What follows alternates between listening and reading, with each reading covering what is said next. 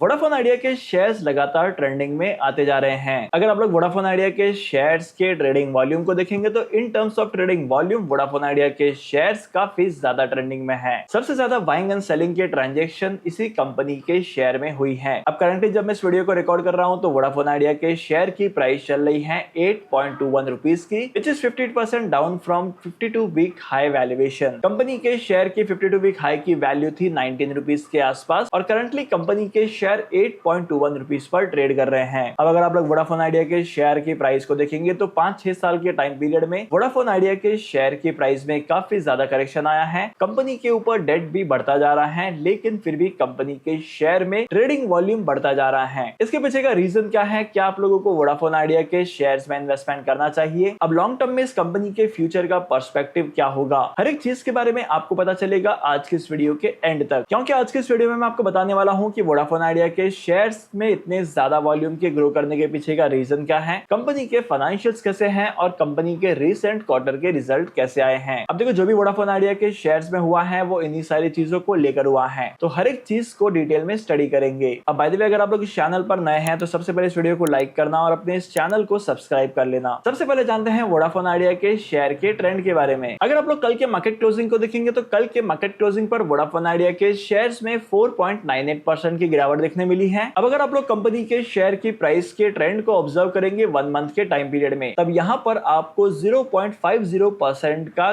Downfall देखने मिलेगा। 3 month में कंपनी के शेयर ने अपने इन्वेस्टर्स को 11.85 यानी कि 12% के आसपास के रिटर्न दिए हैं। With in a year company के शेयर 47.20% से गिर चुके हैं। अब अगर आप लोग 3 ईयर के टाइम फ्रेम को देखेंगे तो 3 ईयर के टाइम पीरियड में अप्रोक्सीमेटली 20% के आसपास करेक्शन दिखाई दिया है, लेकिन 5 ईयर के टाइम पीरियड में कंपनी के शेयर ने 141% के रिटर्न दिए हैं। अब अगर आप लोग इस चार्ट को और स्ट्रेच करेंगे तो आपको पता चलेगा कि गिरावट और ज्यादा हो रही थी। Let's talk about fundamentals. Currently Vodafone idea का पीई रेशियो है 2.10 का, जो कि नेगेटिव में है। अर्निंग पर शेयर का अमाउंट भी नेगेटिव में है, -3.91 का। मार्केट कैप है 58,600 करोड़ का। अब देखो, वोडाफोन आइडिया के शेयर की फेस वैल्यू तो 10 रुपीज की है, लेकिन इस कंपनी के शेयर की बुक वैल्यू है नेगेटिव में -14.59 की। अब ऐसा बहुत ही रेयर केसेस में दिखाई देता है कि जहां पर कंपनी के शेयर की फेस वैल्यू और बुक वैल्यू में इतना ज्यादा डिफरेंस है। फेस वैल्यू तो पॉजिटिव में है, लेकिन करंट बुक वैल्यू नेगेटिव में है बहुत ज्यादा। अब तक तो हम लोगों ने कंपनी के फंडामेंटल्स के बारे में बात की थी, लेकिन अब मैं आपको बताता हूं कि वोडाफोन आइडिया के शेयर्स के इतने ज्यादा ट्रेंडिंग में आने के पीछे का रीजन क्या है। अब इसके पीछे का सबसे मेजर और सबसे इंपॉर्टेंट रीजन है कंपनी का Q3 का रिजल्ट। अब अगर आप लोग वोडाफोन आइडिया के Q3 रिजल्ट्स को ऑब्जर्व करेंगे तो आपको पता चलेगा कि कंपनी को अभी भी लॉसेस हुए हैं, कंपनी अभी भी लॉस मेकिंग है, लेकिन कंपनी के लॉसेस कम हुए हैं। मतलब पहले 100 रुपए का लॉस होता था, अब कंपनी को 60 रुपीज का लॉस होता है। तो चलिए वन बाय वन करके जानते हैं हर एक चीज को। अब 3-4 दिन पहले ही मार्केट में वोडाफोन आइडिया का Q3 रिजल्ट आया है, जहां पर कंपनी का लॉस 6,600 करोड़ के आसपास नोट किया है, जो कि पिछले साल के कंपैरिजन में बहुत कम है। लास्ट ईयर वोडाफोन आइडिया को 6,900 करोड़ के आसपास का लॉस हुआ था, मतलब कि लास्ट ईयर के कंपैरिजन में लॉस का अमाउंट 300 करोड़ से कम हुआ है। अब अगर आप लोग रेवेन्यू फ्रॉम ऑपरेशंस के फिगर को देखेंगे तो रेवेन्यू फ्रॉम ऑपरेशंस का फिगर पॉजिटिव में है। कंपनी को 11,117 करोड़ का प्रॉफिट हुआ है। अब अगर आप लोग इस फिगर को पिछले साल के साथ कंपेयर करेंगे तो यहाँ पर 4% का ग्रोथ दिखाई देता है। लास्ट ईयर कंपनी को सेम क्वार्टर में 10,673 करोड़ का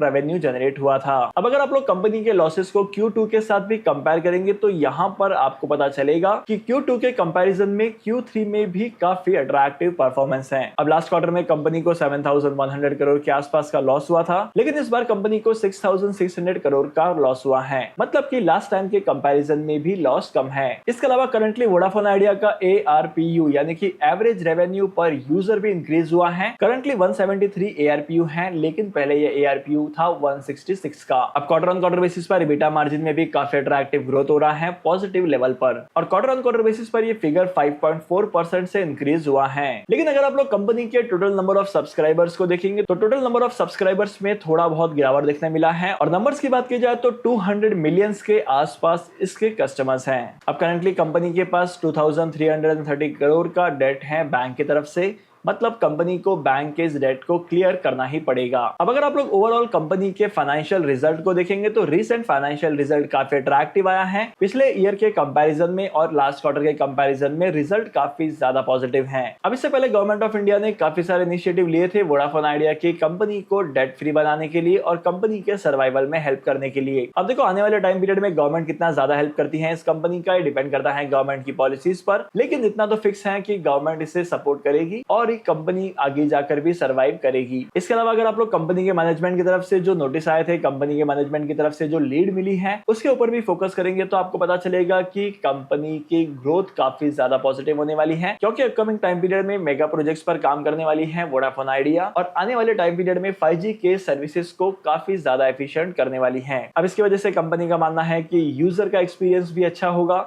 और अगर यूजर का एक्सपीरियंस अच्छा होता है तो कंपनी का मार्केट शेयर भी ग्रो करेगा। आई गेस अभी तक की वीडियो में आपको पता चल गया है कि वोडाफोन आइडिया के शेयर्स के फंडामेंटल क्या हैं और कंपनी के शेयर में इतना ज्यादा वॉल्यूम क्यों ग्रो होते जा रहा है। अगर आप लोग वोडाफोन आइडिया के शेयर्स में लॉन्ग टर्म के लिए इन्वेस्टमेंट करते हैं तो आपको आपकी खुद की रिसर्च भी करनी है, उसके बाद में आपको इन्वेस्टमेंट करना है। अगर आप लोग ऐसा नहीं करते हैं तो आपके सामने बहुत सारे डिफिकल्टीज आएगी, बट अगर आप लोग रिसर्च करके इन्वेस्टमेंट करते हैं तो आपके बहुत सारे सवालों के जवाब आपको ऐसे ही मिल जाएंगे। अब by the way Vodafone Idea के शेयर को लेकर आपका ओपिनियन क्या कहता है? अगर आपका कोई डाउट है तो कमेंट करो, हर एक कमेंट का रिप्लाई किया जाएगा और मैं आपको मिलूंगा अगली वीडियो में। तो आज के इस इंपॉर्टेंट वीडियो को यहीं पर खत्म करते हैं। मैं आपको मिलूंगा अगली वीडियो में नए टॉपिक के साथ, एक इंटरेस्टिंग टॉपिक के साथ। तब तक के लिए signing off, happy investing and good bye.